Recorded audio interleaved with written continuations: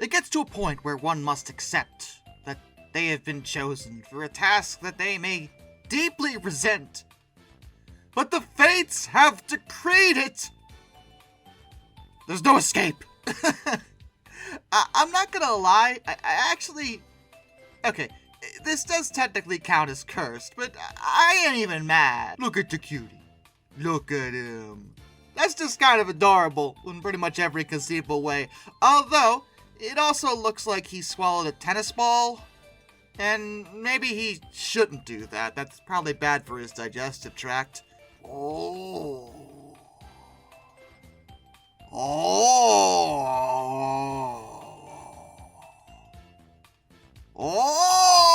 You know, if this picture hadn't been labeled Spinosaurus, I wouldn't know what it is. But that's not the Spinosaurus. It's something. It's a thing. And I don't like it.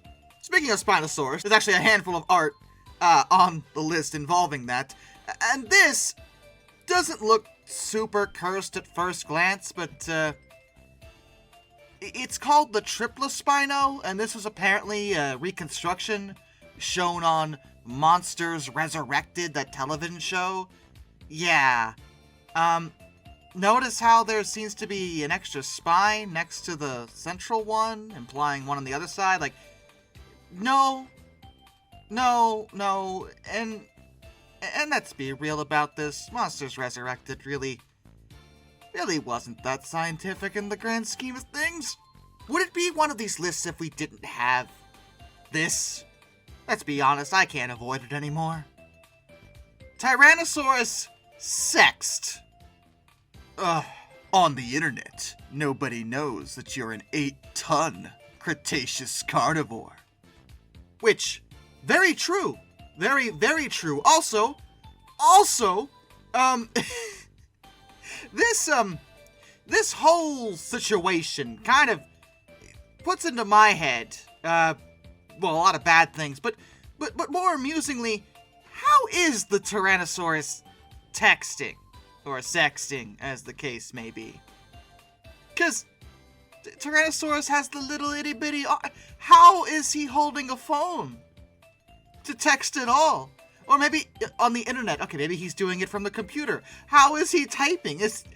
Nothing about this. There's no way to imagine that isn't frickin' hilarious.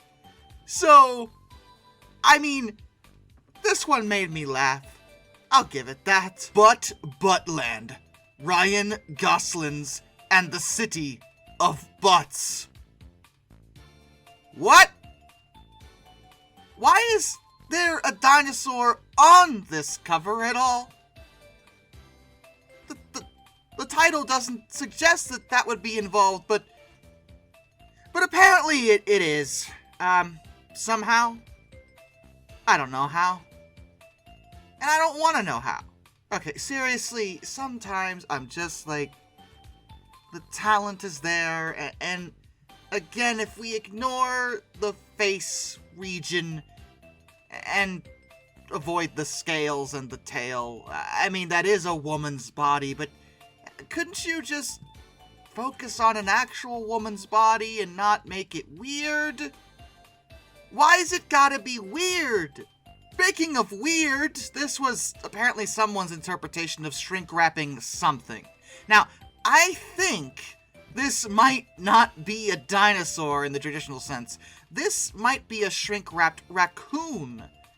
That's just a guess, only because I've seen examples of that before. Because the problem of shrink-wrapping when it comes to reconstructing fossilized remains is something that paleontologists are aware of and try to focus on when they're trying to recreate these creatures because, well, you can't just stick skin over the bones.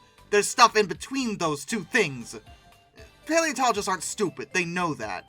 But this is something that has been brought up, especially with more, shall we say, Jurassic Park-esque reconstructions of dinosaurs.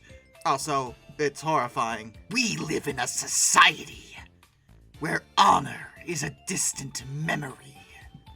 Isn't that right, Pterosaur Man?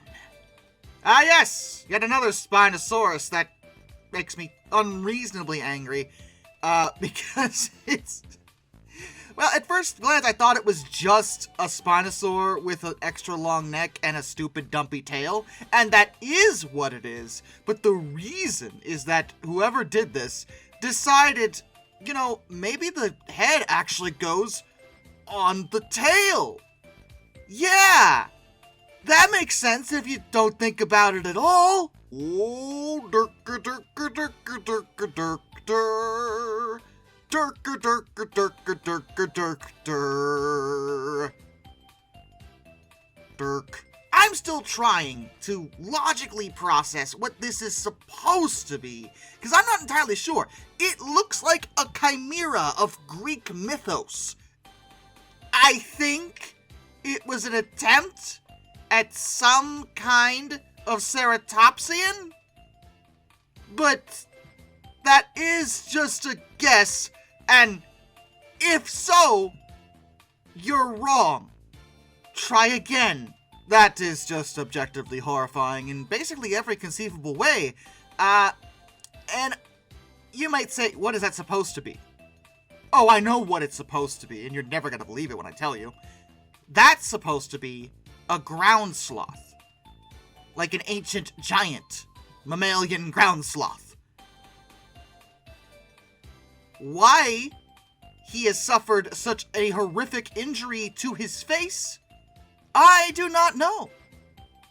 I have no idea why the artist decided to render the face in this manner. But here we are. There's a few things about this older paleo art, in fairness, that bother me.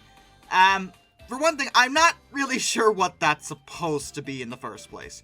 But I'm suspecting, based off of most of the body, that this is a rendering of an ancient crocodile or related species, and fair enough.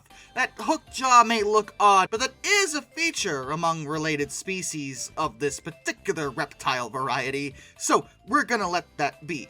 As weird as it looks, it's not that far off. What bothered me about the art is the fact that he has a fish. And that's great. He got a fish. Question: why did you drag the fish all the way up to the cliffside? Because according to the art, the water is all the way over there.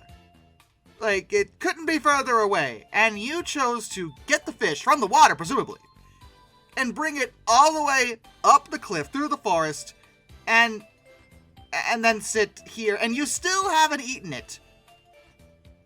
And the fish is still moving based off of its position. Therefore, how fast did you do that, and why?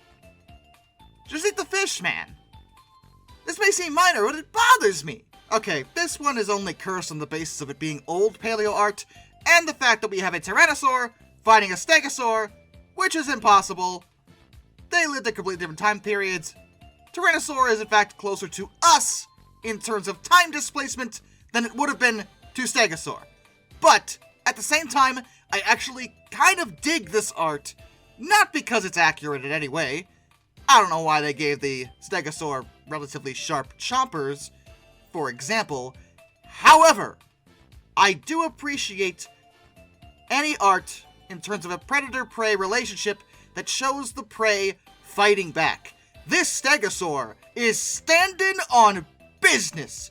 He's smacking that T-Rex in the face with the Thagomizer. He's going in to bite the tail. Bro is not going down without a fight.